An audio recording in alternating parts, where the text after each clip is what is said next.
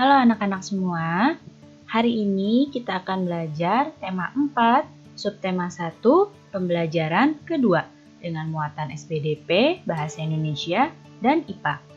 Sudah siap untuk belajar hari ini? Kalau sudah siap, mari kita mulai belajarnya.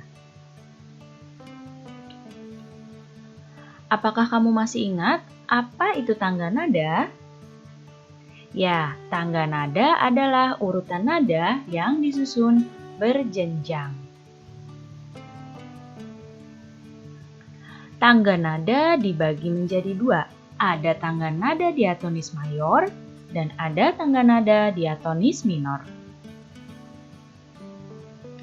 Apa perbedaan kedua tangga nada ini? Mari kita ingat kembali. Tangga nada diatonis mayor lagunya bersifat riang gembira, sedangkan nada diatonis minor lagunya bersifat sedih. Kemudian, nada diatonis mayor lagunya cenderung bersemangat, sedangkan nada diatonis minor lagunya cenderung kurang bersemangat. Nada diatonis mayor biasanya diawali dan diakhiri dengan nada do. Kalau nada diatonis minor, melodi lagunya biasanya diawali dan diakhiri dengan nada la. Pola intervalnya juga berbeda. Kalau diatonis mayor, pola intervalnya 1-1 setengah, 1-1-1 setengah. Kalau diatonis minor, intervalnya 1 setengah, 1-1 setengah, 1-1. Jadi ini adalah perbedaan nada diatonis mayor dan nada diatonis minor. Sudah ingat kembali ya? Nah, lihat di sini. Teman kita memiliki sebuah pantun. Disimak baik-baik pantunnya. Belah kelapa untuk es kopior. Terkena pisau rasanya perih. Yang gembira ciri diatonis mayor, diatonis minor cirinya bersifat sedih. Nah, kemarin kita sudah mulai belajar tentang pantun. Nah, sekarang kita akan masuk tentang ciri-ciri pantun. Nah, pantun itu bersajak ABAB. Ciri yang pertama. Ciri yang kedua, satu bait pantun terdiri atas 4 baris. Kemudian, ciri yang ketiga, tiap baris terdiri atas 8 sampai 12 suku kata. Ciri yang keempat, terdiri atas 2 bagian, yaitu sampiran dan isi. Nah, sekarang perhatikan pantun berikut ini. Ambil baju dalam lemari. Lama tak dipakai jadi longgar. Berolahragalah setiap hari, badan jadi sehat dan segar. Nah, dilihat baik-baik pada pantun ini. Nah, satu bait ini terdiri dari 4 baris. Jadi, yang ada di hadapan kalian ini adalah satu bait pantun yang terdiri dari 4 baris. Ini baris yang pertama, ini baris kedua, ini baris ketiga, dan yang ini baris keempat. Sekali lagi, diperhatikan panahnya. Ini adalah satu bait pantun yang terdiri dari 4 baris. Baris pertama, baris kedua, baris ketiga, baris keempat. Kemudian, nah, baris pertama dan baris kedua itu disebut dengan sampiran, ya. Jadi, baris pertama dan baris kedua adalah sampiran. Kemudian, baris ketiga dengan baris keempat ini disebut dengan isi. Ya, baris ketiga dan baris keempat ini adalah isi.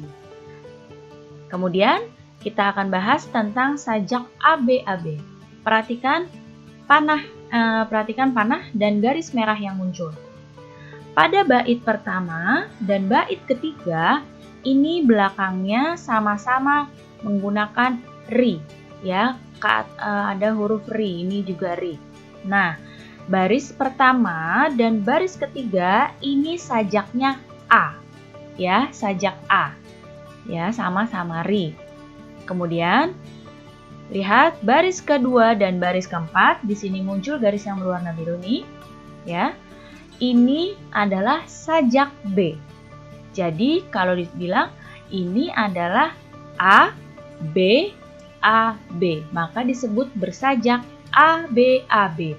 Jadi belakang pada bait pertama dengan bait ketiga itu sama. Dan bagian belakang huruf pada bait kedua dan bait keempat ini sama. Ya, jadi ini yang disebut dengan sajak A, B, A, B.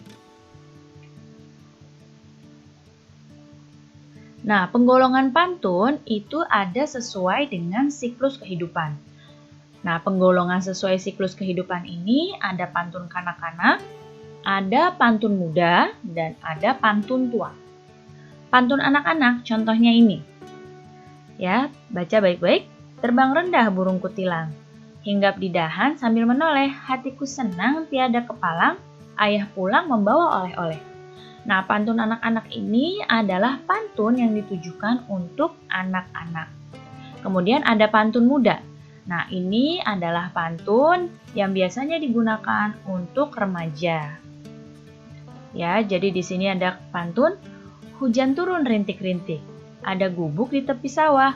Wahai Dinda berwajah cantik, bolehlah Kanda main ke rumah. Nah, ini adalah pantun muda. Satu lagi ada pantun tua. Pantun tua ini adalah pantun yang untuk orang tua dan isinya cenderung nasihat. Contoh pantun tua ini. Enak benar tinggal di Batu Jajar, segar udaranya indah dan permai. Anak sekolah rajinlah belajar, agar cita-citanya kelak tercapai. Nah, bisa kalian lihat di sini ya perbedaan antara ketiga pantun ini.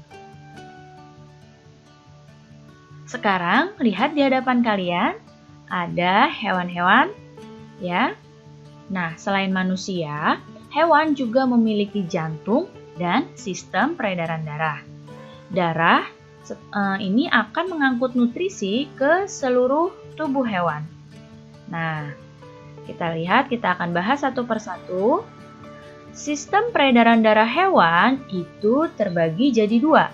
Ada sistem peredaran darah terbuka dan ada sistem peredaran darah tertutup. Kalau sistem peredaran terbuka, itu adalah darah yang mengalir pada tubuh hewannya tidak selalu dalam pembuluh darah dan tekanan aliran darahnya itu lebih lambat. Ini kalau peredaran darah terbuka. Jadi darahnya tidak selalu di pembuluh darah. Sedangkan kalau peredaran darah tertutup, ini darahnya selalu berada di dalam pembuluh darah. Dan tekanan aliran darahnya lebih cepat. Jadi bedanya ini ya, kalau peredaran darah tertutup, ini peredaran darahnya selalu berada di dalam pembuluh darah. Jadi darahnya selalu mengalir di dalam pembuluh darah. Kalau peredaran darah terbuka, darahnya tidak selalu ada di dalam pembuluh darah. Kita lihat di sini. Nah, ini kalau peredaran darah terbuka, ini alirannya seperti yang sebelah kiri. Jadi nanti dari jantung, nah di sini mengalir dan pembuluh darahnya nggak bertemu di sini. Nanti keluar dari sini, nanti dia masuk lagi ke jantung. Kalau peredaran darah tertutup, ini mengalir terus dan selalu ada di pembuluh darah dan pembuluh darahnya ini menyambung satu sama lain. Sistem peredaran darah terbuka akan kita bahas. Nah, hewan yang sistem peredaran darahnya terbuka adalah serangga. Berbagai macam jenis serangga, ini peredaran darahnya adalah terbuka. Ya, darah pada serangga itu disebut dengan hemolimfa. Ya, darahnya pada serangga itu disebut dengan hemolimfa dan tidak berwarna merah. Nah, hemolimfa ini mengisi seluruh rongga tubuh dan berfungsi mengedarkan zat makanan, namun tidak mengangkut oksigen. Jadi hanya mengedarkan zat makanan. Kemudian, struktur jantung pada serangga ini masih sederhana, sehingga disebut dengan jantung pembuluh. Ya, jadi jantungnya disebut dengan jantung pembuluh. Serangga Sistem peredaran darahnya adalah terbuka. Mau belalang, kupu-kupu, kumbang, dan berbagai macam serangga itu peredaran darahnya adalah terbuka. Kemudian sekarang peredaran darah tertutup. Peredaran darah tertutup ini yang pertama adalah burung dan mamalia.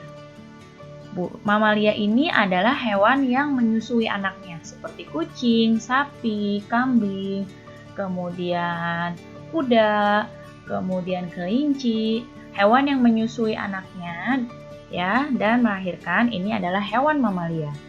Nah, kalau hewan mamalia ini sistem peredaran darahnya ini sama dengan manusia. Jadi, jantungnya ini memiliki 4 ruang, yaitu 2 serambi dan 2 bilik. Ya, burung dan mamalia jantungnya nih punya 4 ruang, 2 serambi dan 2 bilik. Sekat antar ruang jantung juga sempurna, sehingga darah bersih dan darah kotor itu tidak tercampur. Darah bersih adalah darah yang mengandung oksigen, dan darah kotor adalah darah yang mengandung karbon dioksida. Karena sekat jantungnya ini sudah sempurna, jadi darah yang mengandung oksigen dengan darah yang mengandung karbon dioksida ini tidak akan tercampur. Dan alirannya juga sama seperti aliran pada manusia. Ya, ini untuk burung dan mamalia. Jadi punya 2 serambi dan punya 2 bilik. Aliran darahnya juga sama, ya. Kemudian selanjutnya ada reptilia. Reptilia ini adalah hewan yang melata. Nah, reptil ini juga sistem peredaran darahnya tertutup. Reptil juga sama, punya 4 ruang jantung dan punya 2 serambi dengan 2 bilik. Akan tetapi, sekat antara bilik kiri dan bilik kanan itu belum sempurna. Pada jantungnya ini, bilik kiri dan bilik kanannya ini sekatnya belum sempurna, sehingga masih terjadi pencampuran antara darah yang banyak oksigen dengan darah yang banyak karbon dioksida. Apa contohnya reptil?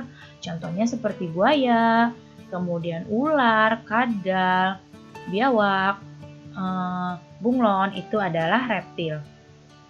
Jadi punya 4 ruang juga, tapi sekat antara bilik kiri dan bilik kanan belum sempurna. Kemudian selanjutnya amfibi. Amfibi adalah hewan yang hidup di 2 alam. Nah, hewan amfibi ini punya sistem peredaran darahnya juga sama ya, tertutup. Jantung amfibi ini punya 3 ruang, yaitu ada 2 serambi dan 1 bilik. Jadi darah yang banyak oksigennya bercampur dengan darah yang banyak karbon dioksidanya di bilik.